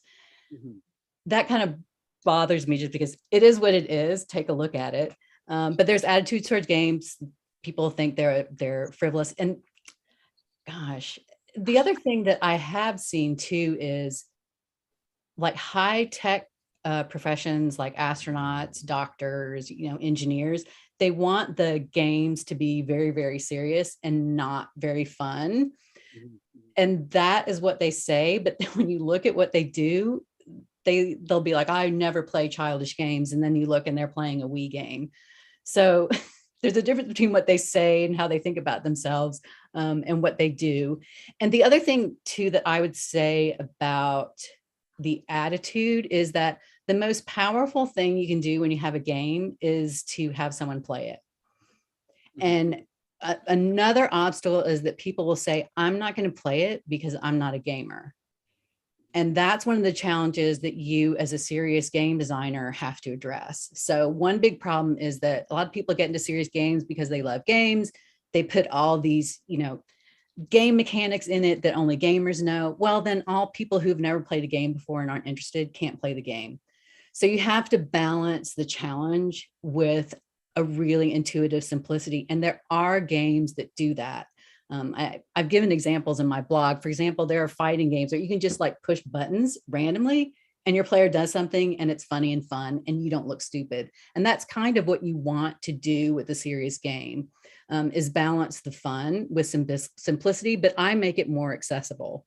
So it's the attitudes. And then, another barrier is just the technology itself, is deciding what platform you're going to put it on. Is it going to be a PC? Is it going to be a smartphone? Does everyone have access to a smartphone? Can you hook it up to an LCD projector so that you can share it? And also just asking the question, is this something that they do individually? Is this something they do online? Is something they do together? You have to make decisions about it. And one of the huge drawbacks when we start getting into technology and education is the lifespan of a digital technology. And that's another reason why I was saying you have to have a commitment beyond making the game, because operating systems change, smartphone, the hardware changes. And once, if you are not there to update it, it's gone, it's obsolete. And so that's something that has to be addressed. So we need to find ways to resolve that, especially in education. So it's the IT infrastructure and also IT support. People need to know just how to get it started and loaded on their computer. Sometimes you find glitches just to that. So it's psychological and it's technical. Just to name a few, there's several challenges. And if I could, I'd like to respond to the second question if I can. If I can add one more point, actually, Pamela, you very nice points to these ones. I remember when we first constructed our first serious game, sort of content for the M-Educator project back in 2010. In fact, we also had a sort of a serious game editor for which we could repurpose scenarios and basically launch a new game, etc., etc. And when we first demonstrated at the conference I organized specifically in Greece for this project, one of my friends and colleagues who came from San Francisco, when she was exposed to this game, she said, "Well, Panos, let me tell you, I'm a little bit disappointed from this game." I said, "Why?" "Because it's too serious for a game. It's not very funny, and you are missing all the engagement and the enjoyment that something can offer, so that it can be called a game. You know, you're missing the funny bit of the scenario, and otherwise you're just making it a scenario, not just a game." So, and I very much agree with all the points you raised, especially with how technology is overpassing, and then you could still not be able to use something that you had put so much pain and effort unless you invest more time and effort and sometimes money on that. Otherwise, it becomes obsolete and therefore useless. But that's the whole thing actually now, and we have to cope with that. Yes. Yeah. Yeah. Because I will also say I've made board games that will never become obsolete, but people just never get excited about board games, even though they work. But anyway. Exactly. Yeah. Thank you. Let's see. Did you want to translate? Or no? Did you need to translate or? No, just go ahead. Just go ahead. Just go ahead. Okay. There was a question about how can teachers respond during games? Or give feedback? Mm-hmm. And my response would be, what's really nice about games is they almost force you to self-reflect. And I just find this when I'm playing, a commercial game, it's like, you fail. It's like, why did I fail? Okay, let me try this. So you don't need to have someone saying, try this, try that. It's like the student on their own can initiate different attempts. So as a teacher, you're mostly just facilitating them reflecting and thinking through the problems that they face. And that's kind of what I do. And I also just so one of the observations I've had, speaking of feedback, sometimes the teacher does become a bit obsolete with games. I demoed some of my games in a health psychology class I was teaching. And I did it for the first 30 minutes. And then I wanted to lecture for the next half, and they wouldn't stop playing the games. And I thought to myself, okay, that's kind of good evidence that games are engaging and they like them. So yeah, I mean, they can do that on their own. That's my thoughts. I don't know, Professor Bamidis, if you have any thoughts about teachers and reflecting. I think these are spot on comments that you make now. And if I can add one more bit into that, is that perhaps, usually these games are not utilized for, they don't have, usually the games we create don't have the self reporting, not the reporting that we are used to at the end, so that they can be very informative. So perhaps sometimes it's useful to recap what has been done through the game, And the debriefing session, which is not a gaming thing, but sort of a normal debriefing session, could add learning points, I would say, to the whole process and the educational impact. So, but it's difficult to do it because you need to be, confronted basically with the funny bit of the game, which is, oh, okay, the game is over, we lost it. Then who is getting the mind to sort of do the actual sort of debriefing point? But it's usually a nice technique for collecting, more learning, while applying more learning outcomes basically on the whole process. Okay. Yeah.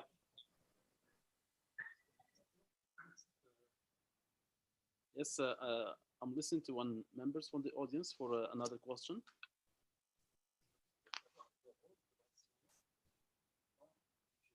Yeah.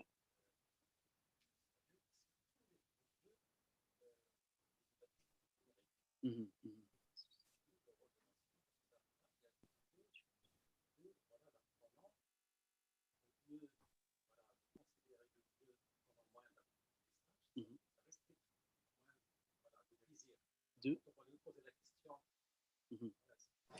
I think my network betrayed me. I don't know how much of what I said was heard. But anyway. We heard you. We just didn't see you. Okay.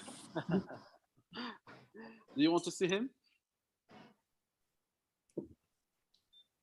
Sorry. We got him. Yeah. Yes. Yes. A good question. Yes. Yeah. Yeah. Mm-hmm. Uh-huh.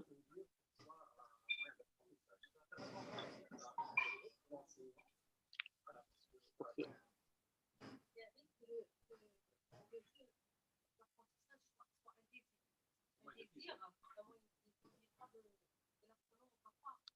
Mm.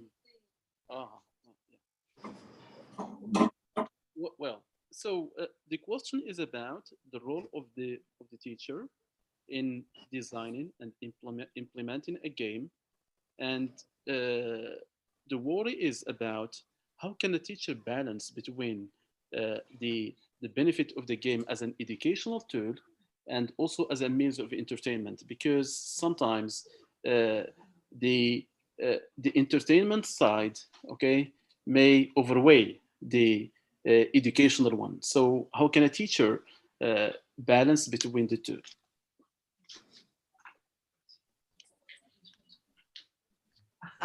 It's a question that is addressed to both of you. So if any one of you can respond to the question, so there is no problem.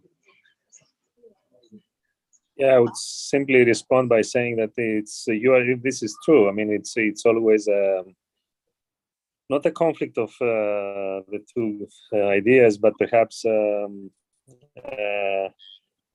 is a cutoff where the funny thing should be utilized for engagement, and then you have to add the serious stuff on that, content-wise or procedural-wise, to accommodate some of the skills and the knowledge. But you should not exaggerate either of the two, because otherwise you're missing the whole story. So it really needs some careful planning, and of course piloting that to a few students and collecting early feedback before deploying widely. It's an essential technique that would give you all the information you need to have before doing anything bad. But I would say it's a good point. It's a good consideration. You always need to balance. Mm-hmm. Yeah. Right. Thank you for your answer. So it's a question of planning and designing the game in a way that it includes both the two aspects of the fun and learning. Is that what you meant, Mr. Bamides? Can you hear me? I think he's muted. Can you hear me, Professor Bamides? I didn't hear the second question. It's not a question, but it's just a clarification. It's a restatement of what you have said. Yes, yes, yes. Did you mean that the teacher has to plan and design the game in a way that includes both the elements of the fun and learning? Absolutely. Yes. Okay. Okay. Thank you for your answer. It's very clear. Mr. Farouqi, it's clear. Yes. How can I explain it, Mohammed? So it's about le planning des jeux. Ah oui, l'architecture, tu parles de la réponse de ma question. Il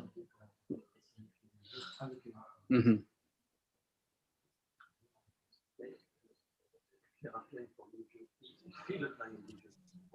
Après, les étudiants, les apprenants, il faut les prendre après le jeu, les débriefer après le jeu pour voir est-ce qu'ils ont tiré des conclusions. Est-ce que c'est obligatoire de débriefer après le jeu?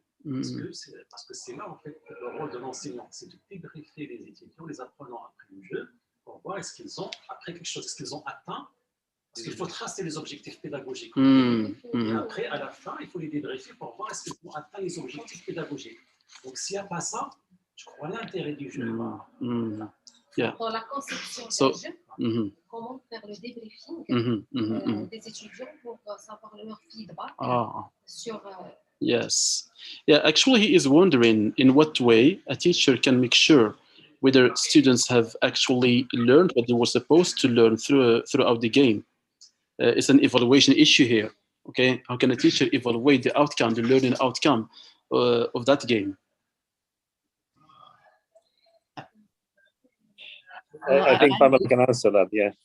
Issues. I think we probably both can, since we both are involved in evaluation. But I would say, to me, when I design a game, I know what I want to impact before I design the game. Right. So if I design a game and then I'm like, I have no idea what the game did, that's not a good approach. So you should know what you want the game to impact, right? So for example, like with stress management, I pretty much wanted the students to feel like, if I get stressed out, I can breathe and I can bring my heart rate down and I can clear my mind and I can become calm. That's what I wanted them to be able to do. And I knew that biofeedback could do it to them. So I could, so have an idea of is it increased knowledge about anatomy? Is it just, what is it? So that is, games aren't magic.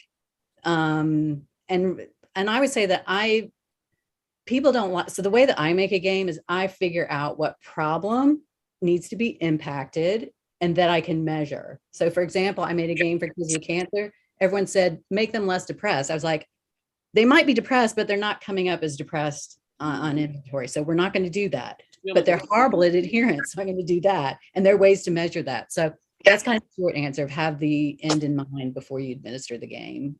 I think soft skills to measure compared to technical skills. If it's a technical skill, it can be measured.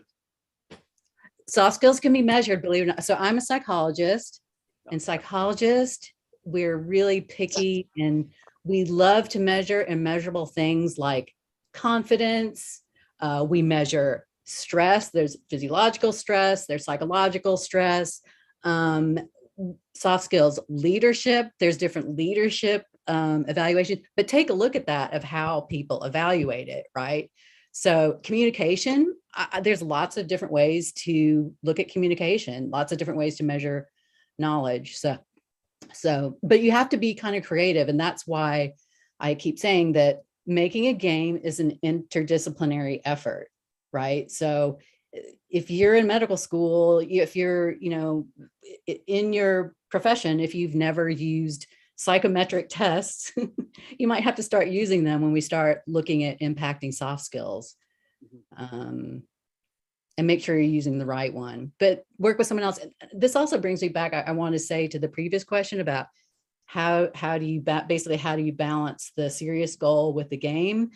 And one really important way to do that. So I work on teams. If you're just one person making a game, okay, you're either, hopefully you have the skills in both areas, but typically people don't, or people think they have a lot of skills in certain areas. If you are a teacher, you should be responsible for letting the developers and designers know what you want to happen and what you want to impact.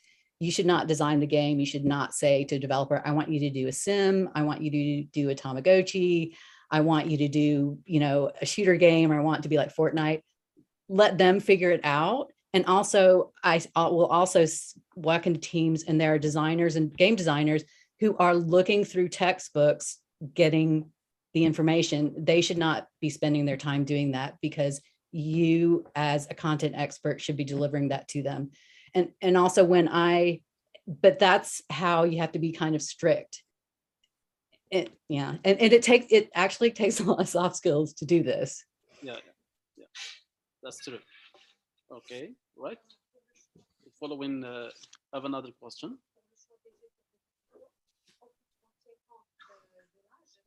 Mm-hmm. Mm-hmm.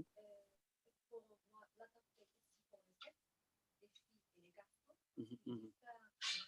Mm-hmm. Mm-hmm. Yeah.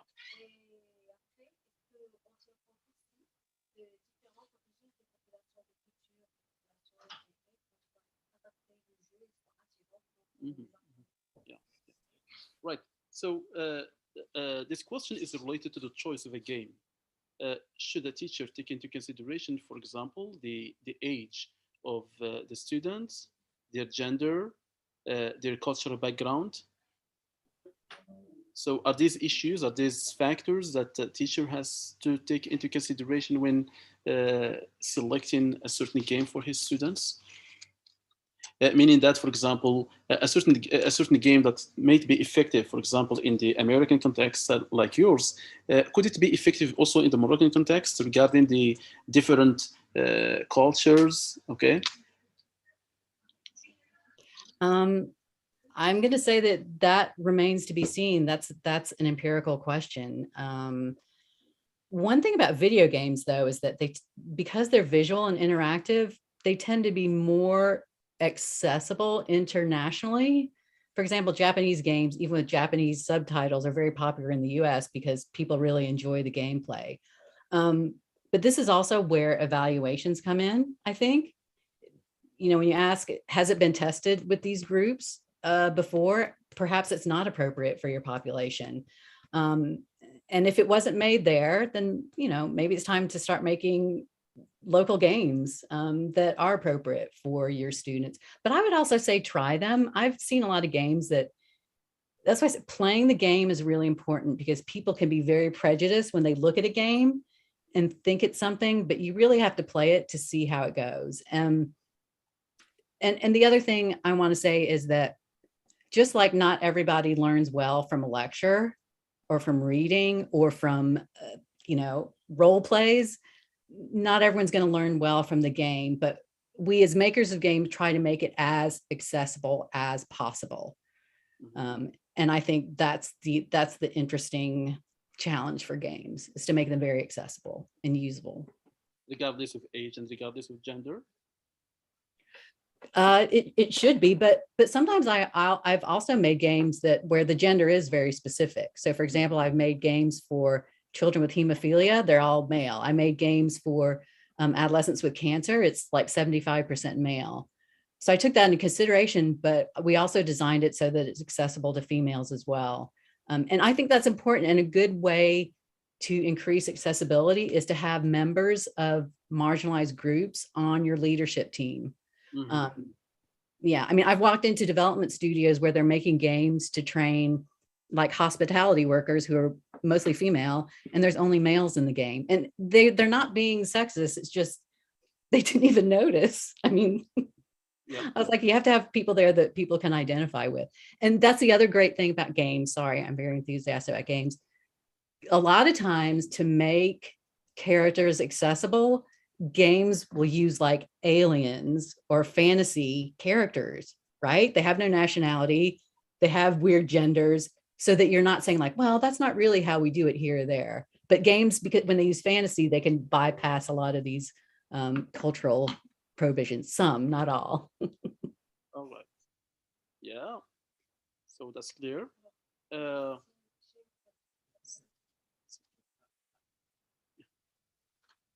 ahead.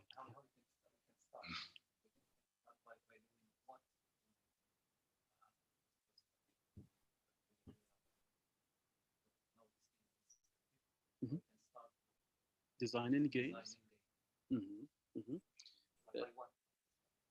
By what?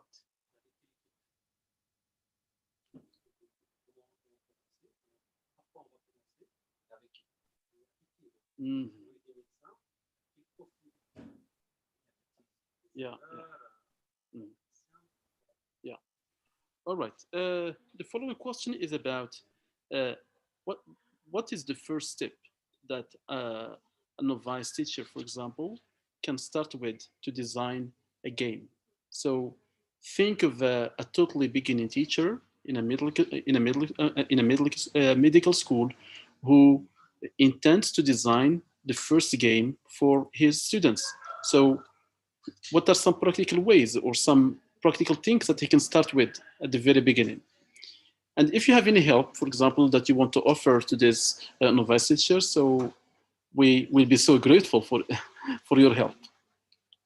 It could be an application, for example. It could be any tool that can help such beginning teachers to design their first games. Does Professor Bamidis want to respond to that? Well, I would suggest that you start from adding interactivity to medical content or a knowledge bit. And that interactivity can then be formulated into different fun or game episodes or elements. That could not be, of course, around the expertise of a medical teacher, especially if there's no education or training around these areas. And in that case, either the game developers team or a co-creation session with students as well as other people that play could also add bits and pieces to these approaches. So, but the basic thing is to think of the content and the learning outcomes that you want to get out of that and try to add interactivity. And that behind the interactivity, you can hide the gaming elements and gamifications, which can be a million ways of completing them either visually or with other means or with VR technologies, anything that you can imagine you can do, depending on how much complexity you want to add or how much expensive you want your tool to become or your game to become. But even without technologies, it's sometimes proper to add gamification. You don't need to add technology to become a sort of a gamified learning episode. You can imagine of a class in which you're all playing and adding points or hiding points or getting back points can be added to knowledge bits and pieces of medical content, and therefore add gamification aspects into that. You remember all the Hunger's game of the finding the hidden word behind things, and that's a simple element which you want to get bits and pieces by replying to medical questions and then playing a simple game. Mm-hmm. And that can be done in class without technology. And then if you want to add technological bits and pieces, you can still do it. But that's some of my ideas. In fact, I'm sure Pamela will have 100 of other replies to this question. Okay, thank you for sharing your information, your knowledge about this. What about Professor Pamela? Do you have any further ideas in relation to this? Just a couple, but I think Professor Bamidis covered most of it. And I especially liked his suggestion about co-creation and also emphasizing there's so many different possibilities that you can make games. But as he was talking, I thought about how, a big learning process too is making the game. So as a teacher, Professor Bamidis talked about co-creation. I mean, co-creating a game with your students. They know what they want. They know what they need. You know what you want them to learn. But I would say if you're a novice teacher, engage in a co-creation process with your students. Maybe look up a couple of different game approaches. And again, like I said, what kind of knowledge or what problem you want to solve should be at the forefront. So if it's about communication, maybe role playing, but if it's about, knowing a specific procedure, then maybe it's I don't know, true false or a different progressive game. But if you just want people to relax and chat, there's just all different meanings. But I mean, as just a starting point, I would see how much creativity even your students have, because that's a learning process in itself, as making the game. Okay, thank you. Thank you, Professor. So the starting point is, as you have said, is to know first your learning goals, your goals as a teacher, okay, and also the degree of motivation among your students. Is that what you mentioned by the end? Whether students are creative or no? Cannot hear you very well for some reason. But we can hear you well, Professor Bamides. Can you repeat the question or what you said, because I missed it? It was not a question, actually. It was just a clarification of what Professor Pamela has said. Yeah, it was not a question. Yeah. Okay. Another question, Professor Bamides. Another question is awaiting you after we finish with this one. Okay. No, I mean, I would experiment. Maybe the creativity that the students have might surprise you. Oh. I agree with that. I was also surprised positively. Mm-hmm. Okay. So it's all about how creative students are, or about how creative the teacher is? Or both?